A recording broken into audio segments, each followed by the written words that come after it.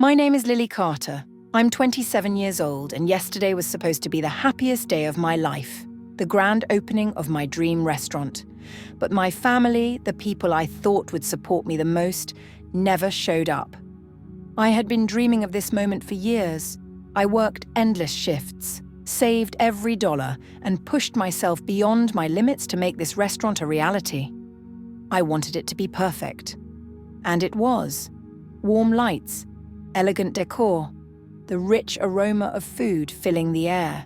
Customers arrived in excitement, friends clapped me on the back, and even a few well-known food critics came to taste my dishes. It should have been a night to remember. But as the evening went on, I kept glancing at the entrance, waiting for the people who mattered most. Every time the door opened, my heart skipped a beat, only to sink when I saw it wasn't them. I had reserved a special table for them, front and center, the best seat in the house. It sat empty the entire night. Maybe something happened. Maybe they were running late. My fingers trembled as I called my sister. The moment she picked up, I heard laughter in the background. Oh? Was that today? It'll close down soon anyway. LOL. Then my mother's voice cut through, sharp and cold. Don't bother us. And just like that, the call ended. I stood there, the phone still pressed to my ear, my chest hollow. They didn't forget. They didn't care. They just didn't bother. I swallowed back the sting of rejection and turned to my guests with a smile. But inside, something in me hardened. They would regret this. Their words burned into me like a brand I would never be able to erase. I stood in the middle of my restaurant, the place I had built with my own hands, surrounded by people who had come to celebrate my success. But in that moment, all I could hear was my sister's cruel laughter and my mother's dismissive voice. It'll close down soon anyway, LOL. Don't bother us, I wanted to scream. I wanted to cry, but instead I swallowed the lump in my throat and lifted my chin. I wouldn't let them see me break. Not tonight. So I smiled. I greeted my guests, accepted their congratulations, and made sure everyone had a great time. I laughed when I needed to, thanked people for coming, and pretended everything was fine. No one saw the storm raging inside me. When the last guest left, I locked the doors and leaned against them, my hands trembling. The restaurant was quiet now, the soft glow of the lights casting shadows on the walls. My dream had come to life, but it felt incomplete. The people I had once called my family weren't here to see it. They hadn't even cared enough to lie about why they didn't show up. I walked through the empty space, running my fingers over the tables, the chairs, the counter. Every inch of this place held my blood, sweat, and tears. Every sacrifice I had made led to this moment. And yet, the only thing my own family had given me was doubt. But doubt wasn't enough to break me. If anything, it fueled something stronger. I took a deep breath, straightened my shoulders, and looked at my reflection in the window. My heart still ached, but my resolve was stronger. I had spent years proving myself to them, waiting for their approval, hoping they would finally see my worth. Not anymore. I wasn't going to beg them to be proud of me. I wasn't going to wait for them to acknowledge my success. No, I was going to make them regret ever doubting me. One day, they would look back and realize what they had missed. One day, they would wish they had stood beside me instead of against me. And when that day came, I would be too far ahead for them to catch up. I woke up the next morning with a fire in my chest. I wasn't going to sit around feeling sorry for myself. My family had made their choice, and now I was making mine. I threw myself into my restaurant with everything I had. Every day I was the first to arrive and the last to leave. I experimented with flavors, perfected my dishes, and made sure every plate that left my kitchen was unforgettable. I greeted every customer with warmth, learned their names, and made them feel like they belonged. If my own family didn't want to support me, fine. I would build a new one, right here, among the people who believed in me. At first, it was just a handful of regulars. locals who loved good food and appreciated my hard work. But then something incredible happened. Word started to spread. A couple of food bloggers visited, writing glowing reviews about my dishes. Customers began taking pictures, sharing their meals online, tagging my restaurant. Each day, more and more people walked through my doors, eager to try the food they had seen on social media. Then came the real turning point. A well-known food critic dined at my restaurant one evening. I didn't even realize who he was until the next morning, when I woke up to dozens of missed calls and messages. His review was everywhere. A hidden gem with food that warms the soul. A must-visit spot. Overnight, my restaurant became the place to be. Lines formed outside before we even opened. Reservations filled up weeks in advance. Influencers and celebrities started posting about my food, calling it life-changing and absolutely addictive. I expanded the menu, hired more staff, and even had to turn people away because we were always packed. One night, as I watched the restaurant buzzing with energy, I realized something. I had done this. Mr. Not my family, not their approval. Just me, my hard work, and the people who saw my worth before my own blood ever did. My restaurant wasn't just surviving, it was thriving. And soon my family would see it too. It had been months since that night, months since my family turned their backs on me. And in those months, my life had completely changed. My restaurant was a massive success. Every table was booked, my name was in magazines, and people traveled just to eat here. I should have been thinking about expansion, about what came next. But instead, I found myself staring at something unexpected.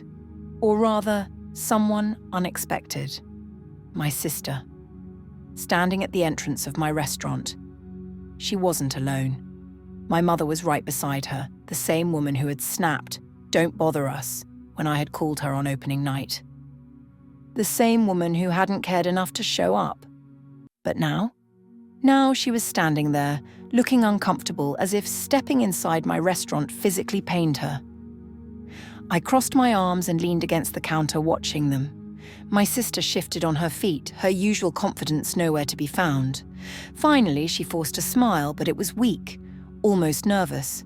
"Hey, Lily, we need a favor," she said, her voice much softer than I ever remembered it being. A favor? My eyebrows lifted. Now they needed something? I didn't say anything, just tilted my head, waiting for her to continue. She hesitated, glancing at our mother, who was avoiding my eyes. Then came the truth.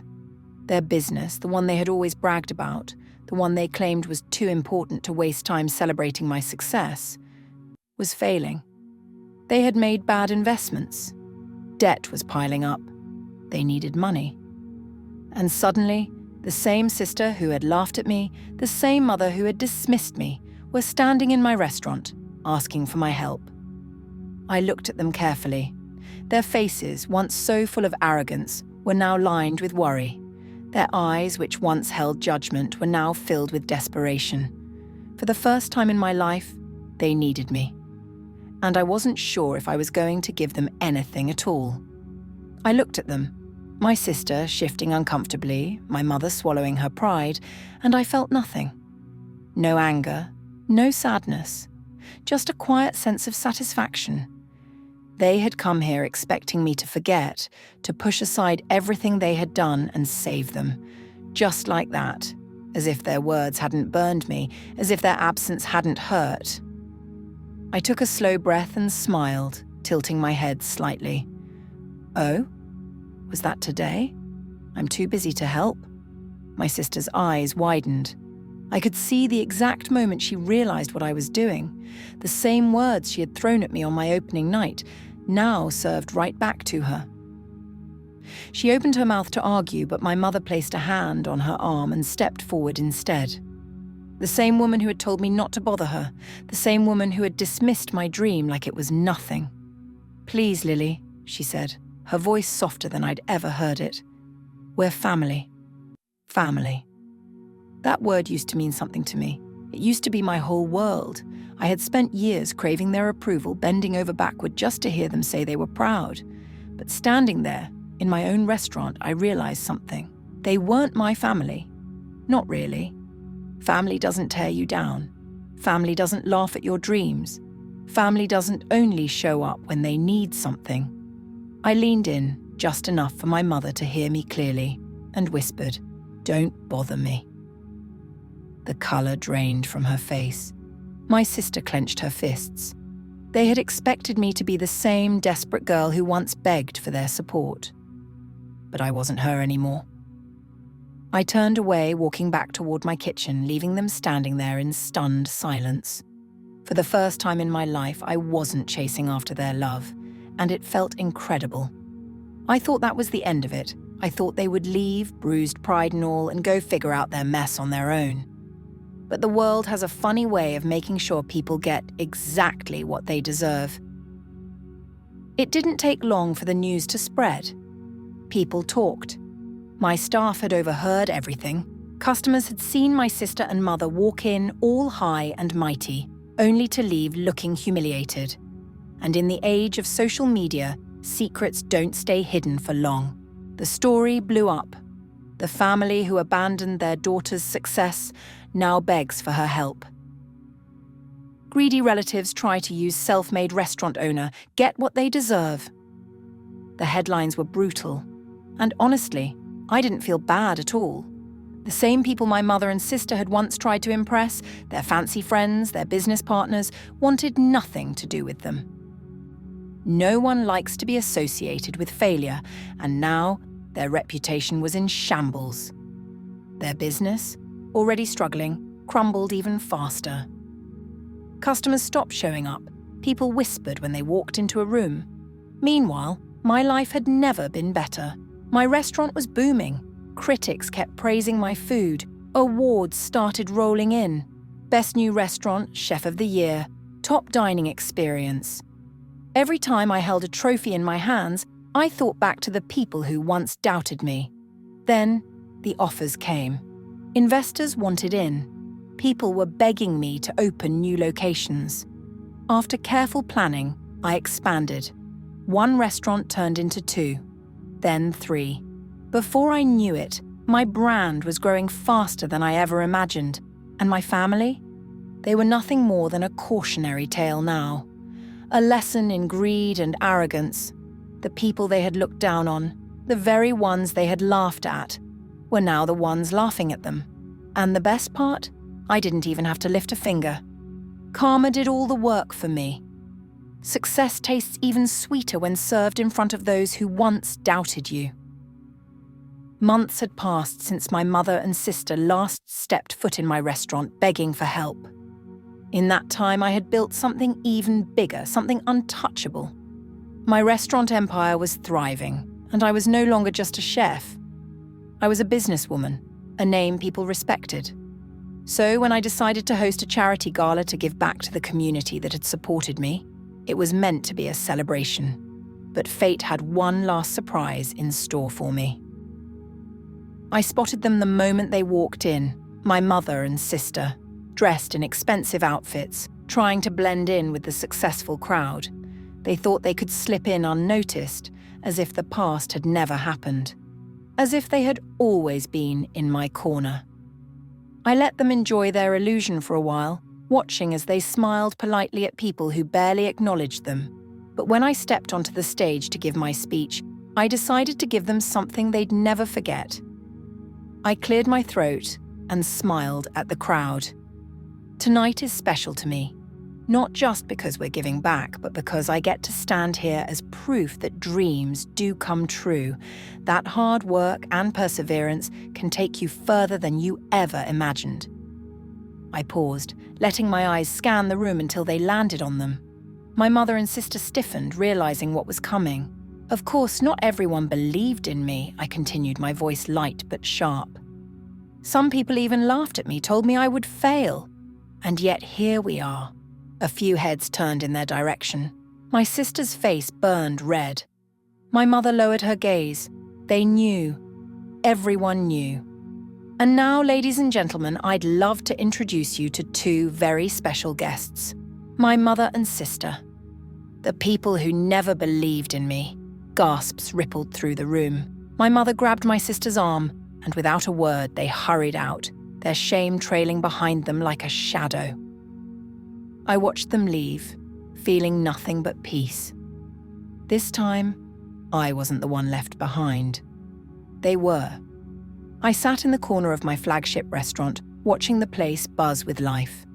The scent of freshly baked bread and sizzling dishes filled the air. Every table was full, laughter and conversation weaving together like music. My staff moved effortlessly, serving guests with warm smiles while the kitchen hummed with energy. This was my dream, and it was real.